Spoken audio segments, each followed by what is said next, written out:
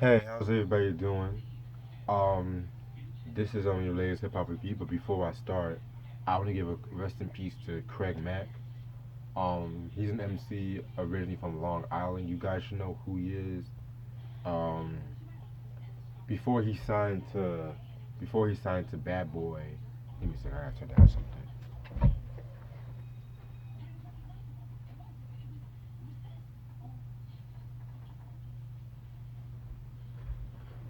Sorry about that, but before he signed to Bad Boy, he was originally like a part of like he was like a roadie for EPMD, and he was known as like MCEs and shit like that. And so I heard a song like he did a cover of their song. Please listen to my demo off their unfinished business album, dope album by the way. And he signed. His first appearance really as Craig Mack was I believe was on Mary J. Blige's "What's the 411" remix and shit like that. And so I gotta get my hands on that project by the way. So he signed to Bad Boy, and Project Funk the World was released like right was it right? I think it was right after Ready to Die. Let me double. Yeah, right after Ready to Die and shit. But he was the first artist, to follow. I mean, he was the first artist signed to Bad Boy and shit like that. But he didn't really like the direction Bad Boy was going to, by like late '94, '95 and shit like that. So it's kind of crazy because like the Flavor in Your Ear remix and shit, that was like Biggie. Everyone was talking about Biggie's verse, but that was like a blessing and a curse because people quickly forgot about Craig Mack and all of Puffy's attention went to Biggie, in my opinion. So he got dropped from Bad Boy. He put out an album back in '97 called Operation Get Down. Um, I've heard bits and pieces of it. Not didn't like really like what I heard. And of course you guys should know that he relocated to South Carolina and he had joined a cult by that time, by the time before he died.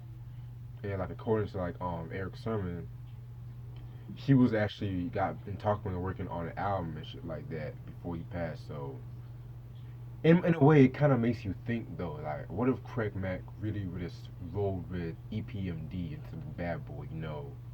Would he have been like? Would he have like a more doper career than he already had? Would he have taken like Redman's spot and some shit like that? But other than that, rest in peace to Craig Mack. I really don't talk about Craig Mack that much on this channel, but he is definitely like he's definitely I like his flavor and his delivery and shit like that. I know a lot of cats kind of talk shit saying that where he's kind of like buying off Redman style at sometimes, but it's it's still dope in my opinion. So there it is. But that's enough of that. The album I'm about to review today is Jay Z's fourth album, Vol.3, The Life and Times of Sean Carter, released in 1999 on Rockefeller under Def Jam. Singles I was known for are Do It Again, Put Your Hands Up, Things That You Do, Anything, Big Pimpin', and Is That Your Chick? Okay, so let me talk about this album. So this album was released right after the Volume 2 Hard Knock Life, and Volume 2 Hard Knock Life was like his breakthrough. Everybody was fucking with that. It commercially it was became his highest selling album.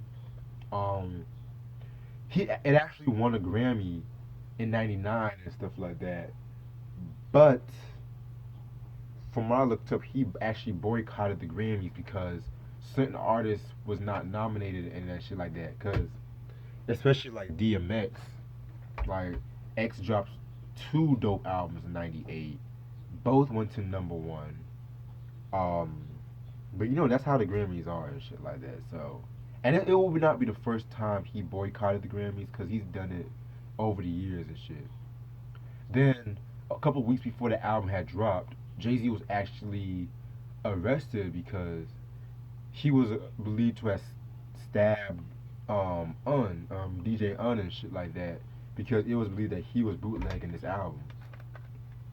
And speaking of bootlegging, it's kind of crazy because '99, a lot of rap albums around that time in '99 were like victim of the bootlegging and shit.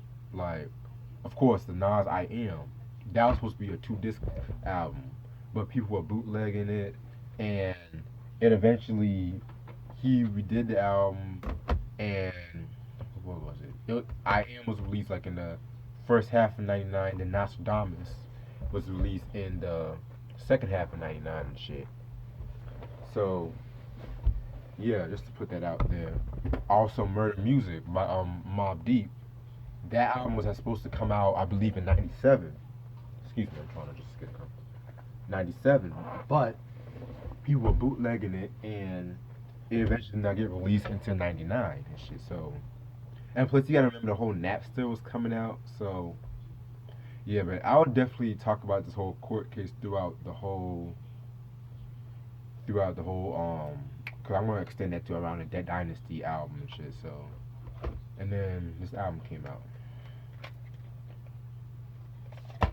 So this is a picture of Jay-Z right here. Just chilling, like, sitting on his throne or some shit. Some pictures of him. It's just like pictures of him all throughout his career. Like, you have like some of the Reasonable Doubt era kind of videos, and then this is the In My Lifetime, then the Hard Knock Life. So yeah. All right. Now, producers include. I feel like the production. I'm definitely gonna talk about the production towards the end, but to producers include Jay Z, Dame, and Biggs as executives, Darrell Digger Branch, DJ Clue, DJ Premier, the last time him and Primo worked on a beat together, Duro, Irv Gotti, K Rob, Lil Rob, Chauncey Mahan, P Scam, Rock Router, Russell Russ Howard, Sean Say Francis, Sam Snead, Swiss Beats, Timbaland, and ironically DJ Un. Alright. 15 songs, well, technically 7 songs, but I'm getting to that in a minute. Track number 1, Hova song, nice beat and shit like that. It's just kind of like this, like, spoken word kind of interlude that kind of like preludes the whole album. Track number 2, we have So Ghetto. That was the one that Primo produced for Jay. Dope, dope, dope song. I love that beat and shit. That's just vintage Jay right there. Vintage Jay. What else can you say about that song? Track number 13, Do It Again, Put Your Hands Up, featuring Beanie Siegel and Emil. Oh yeah, the guest appearances. Okay, I forgot to mention that.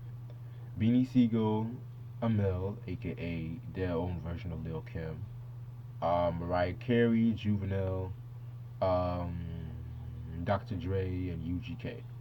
Bad. Okay, now back to Do It Again.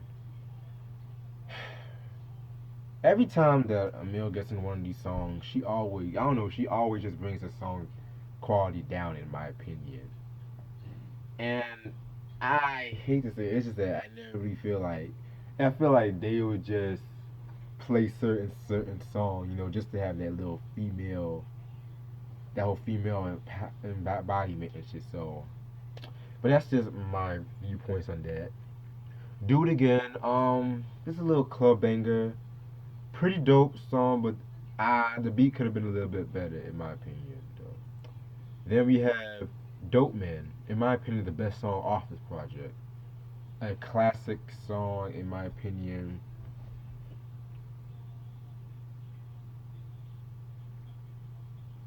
I'm sorry. Whoa. Okay. So yeah, the way I came about that song was like it takes place in like a trial, and basically he's in court how he started the dynasty, as in like the Rockefeller dynasty and shit like that. Um, Flow wise and wordplay, very good and shit like that. What more can I say? Dope Man. Definitely one of his most underrated songs, in my opinion. Track number 5, Things That You Do, featuring Mariah Carey. This was an era in hip hop, kind of like the beginning of the thugs need love too. Like, I'm a bad boy, but the girls still love me. You know what I'm getting at with this. And this was one of the songs where I was just kind of like, uh, mm. Cause Jay and Mariah, they did some dope shit together in the past, like the Heartbreaker off the Rainbow Project. And yet, this song, I don't know, the beat, it's just the beat and shit. Like, it sounds like something from the Hot Boys would have rapped on their like their first album and shit. Um, yeah, there's been a murder. Yeah, I could have done without that. No, I mean things that you do. Excuse me. Track number six, it's hot. Some like it hot. Pretty cool song. That's like a braggadocio joint. That song was infamous because the 50 Cent shot like I'm a fucking dollar. What the fuck is 50 Cent like? Yeah, because you guys should know back in the day that 50 dropped the infamous kind of like parody song. I wouldn't even call it like a diss track. It was just kind of like a warning shot, how to rob and shit. So basically, he's just talking about robbing certain rappers and celebrities like Bobby and Whitney, Babyface, Big Pun, and among those names, Jay Z was mentioned, and he was actually the first rapper to actually diss 50 Cent on wax and shit like that. So just a little thought. Snoopy. Oh, and a little trivia about that song too. I gotta hurry up. This time's about to be out. Jay Z actually met 50 Cent in the backseat of a Hot 97 concert, and he actually told 50 that that was a dope track, but I have to get you for that. And he performed this song live for the first time in front of 50 Cent backstage. So that's a dope story right there. Track number seven, Snoopy track featuring Juvenile. Classic in my opinion. Another one of his most underrated joints and shit. One of Tim's best beats in my opinion. Um, this was definitely at the time when like the southern hip hop was getting more and more popular towards like the late '90s, and Cash Money was definitely one of the people running at that time and shit. And Juvenile is hella slept on. Like, cop that 400 Degrees album. Like, I need to get my hands on that joint, but him and Jay definitely make a lot of dope shit together, especially with the Ha remix. And you kind of see Jay kind of on that little southern flow and shit like that. But yeah, track number eight, S Carter featuring Emil.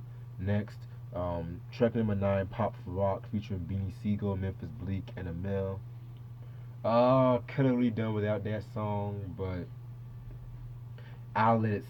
I mean, it's kind of like a nice little banger, kind of, but yeah. Track number 10, Watch Me, featuring Dr. Dre. That was another pretty cool track right there. Yeah, Dr. Dre he only appeared on the hook on that song. But, yeah. Clever wordplay covered throughout the whole track.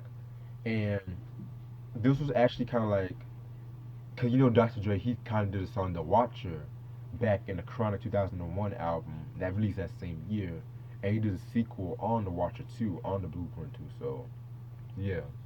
Track number 11, Big Pimpin' featuring UGK. This is arguably the best known song off that whole project. And no other song really combined, like, put the South, like, on the mainstream in the late 90s besides that song and shit. Because from what the little backstory behind that song, Jay Z was really trying to get UGK on a track with him since like '98, and Pimp C wasn't even interested in leaving the South at that time. So, however, Jay Z called Big Pun, and basically he got a perfect track for him, and Big Pun actually hung up the phone on Jay Z, but then he sent the instrumental tapes to Texas. So Big Pun, he recorded his verse in New York and shit, and once he kept kind of convinced Pimp C, he said, "You gotta get on this track, you gotta get on this track."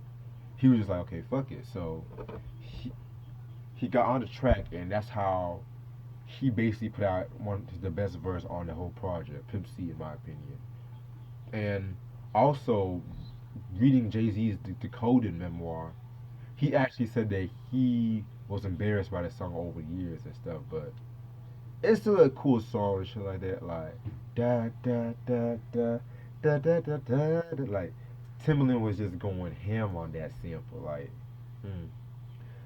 Then we have There's Been a Murder, which the beat does not fit the matter of the song in my opinion, but lyric wise, it's still decent lyric wise and shit. Track number 13, Come and Get Me, another kind of banger and shit. Broke braggadocio, just to work letting us haters know, come and get me and shit. I'm right here. Also with that song, it's kind of crazy and ironic because Nas actually came out with a song called "Come Get Me" off his, I think it was Nostradamus, and he was kind of throwing some shots towards. I think he was throwing some shots towards Jay on that track. And so Jay Z kind of like took that hook and redid it and basically like trying to taunt Nas with that. That's how I kind of picked up on it. But yeah, then we have NYMP, which stands for New York Marcy Projects. Pretty cool song, just bigging up Marcy. Love the beat on that one. And track number 15, Horror Song. It begins with like a spoken word. It kind of like somebody talking in the background, but then it gets to like two hidden tracks. The first one, Jiggin' My Nigga, which was released on the Ride or Die Volume 1 compilation from Rough Riders. Um, cool song right there. That's just the album. That song will just be the pinnacle of the Rockefeller Rough Riders musical chemistry they had in the late 90s. And Girl's Best Friend, the lead singer of Martin Lawrence's Blue Streak movie. I could have done with that there. To be real with you. But yeah, this album, it has a lot of positives as it has a lot of negatives. It's kind of all over the place if you ask me. And let me start with saying, up to this point, this has got to be one of Jay Z's most versatile albums he has came out with, production wise and shit. Because if you really look at like the whole production credits from Reasonable Doubt, he had Jazz, he had Irv Gotti, he had Primo, Ski, Clark Kent. But then you look at the Volume One, you have, he still has the same people, but he's added like a little bit more mainstream producers, most notably like Puffy and shit. Puffy, Teddy Riley. Volume Two, still like he's added a little bit more mainstream producers.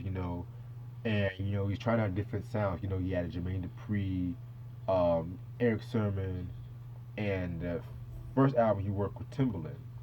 This album, like, it has like a lot of different beats, styles, and shit like that.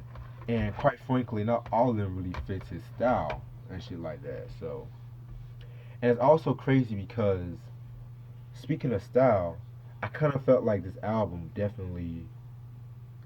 It's like he was at a crossroads. It's like he wants to be this pop rapper, but at the same time, he wants to tell these street tales and shit like that. You know what I'm saying?